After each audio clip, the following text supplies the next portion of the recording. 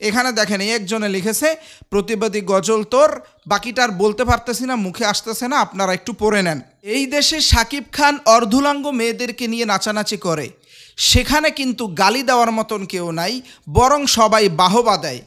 এই দেশে বড়লোকের মেয়েরা টিকটকে ফেসবুকে দেহ দেখিয়ে টাকা ইনকাম করে, সেখানে কেউ গালি দেয় না, বরং তাদেরকে গিয়ে বাহবা দেয়, তাদেরকে গিয়ে আরও সুন্দর সুন্দর কমেন্ট করে যে আপু তোমারে খুব ভালো লাগতেছে।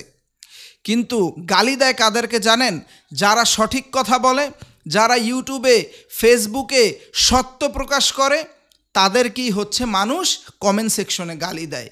যেমন আমি একটি গজল আপলোড করেছিলাম, যেই গজলের মূল যে লেখাগুলো, লিরিক্সগুলো, সেগুলো ছিল সমাজের বিভিন্ন খারাপ দিকগুলোর ব্যাপারে।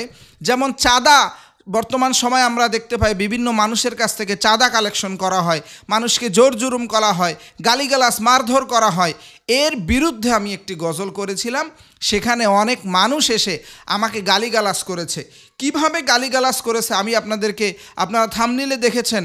এখানে দেখেন এই একজনে লিখেছে, প্রতিবাদী গজল তোর, বাকিটা আর বলতে পারতেছি না, মুখে আসতেছে না, আপনারা একটু পড়ে নেন। এরপরে দেখেন একজনে লেখছে, এরে ধরে রিমান্ডে দেওয়া দরকার। আমাকে এই গজল লেখার কারণে রিমান্ডে দেওয়া দরকার। আর যারা এই যে বিভিন্ন ধরনের নষ্টামি প্রকাশ করতেছে ফেসবুকে, ইউটিউবে, তাদেরকে মানুষ আরও সেলিব্রিটি বানাচ্ছে, বাহবা দিচ্ছে। এরপরে দেখেন একজনে লেখছে, তোমার আম্মা হাসিনা তোমাকে রিয়েল বলতে এখানে হয়তো টাকা পয়সা বুঝাইছে যে আমাকে টাকা দিছে, হাসিনার কাজ নাই, আমাকে টাকা দিবে। এরপরে একজনে দেখেন ভালো কমেন্টও কিন্তু আছে, খারাপ যে সবাই, প্রায় 800 কমেন্ট হয়েছে, প্রায় 5.5 লক্ষ মানুষ আমার সেই গজলটাকে শুনেছে। হ্যাঁ, সবাই যে খারাপ কমেন্ট করছে এমন কিন্তু নয়, অনেক ভালো কমেন্ট করছে এই গজলটার কথাগুলোর সঙ্গে যাক আমি নাম উল্লেখ করতে চাই না, আপনারা দেখে নেন। এখানে এক ভাই লিখেছে, আমি নাম উল্লেখ করতে চাই না। এরপরে দেখেন জনসচেতনতার জন্য এটা বেশি বেশি করে শেয়ার করা দরকার, এক ভাই লিখেছে। এবং আরও লিখেছে 100% সত্য কথা দিয়ে গজলটা লেখা। তো ভাই, এই যে খারাপ কমেন্টগুলো যারা করতেছেন, আপনারা কি ভালো কমেন্টগুলো দেখেন নাই?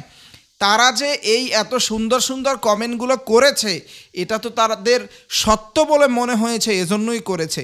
তাহলে আপনারা এই কমেন্ট সেকশনে এসে গালিগালাজ কেন করেন? তারপরও ভাই, যারা গালি দিবে তারা দিবেই, তাদেরকে আমি আসলে বলে তো আর ভালো কমেন্ট করার জন্য বলতে পারবো না, আর বলতে চাইও না। তবে আমি এই যে সমাজের খারাপ দিকগুলো, এগুলো নিয়ে সবসময় গজল করে থাকি। তো আপনারা যদি আমাকে সাপোর্ট করেন, আপনারা যদি বলেন যে হ্যাঁ ভাই আপনি গজল করেন, এরকম খারাপ দিকগুলো আপনি আপনার সুরের মাধ্যমে, কণ্ঠের মাধ্যমে তুলে ধরেন, তাহলে আমি গজল করব। আর আপনারা যদি বলেন যে না প্রয়োজন নাই, তাহলে আমি আজকে থেকে আর গজল করব না। বাকিটা আপনারা কমেন্ট সেকশনে জানাবেন।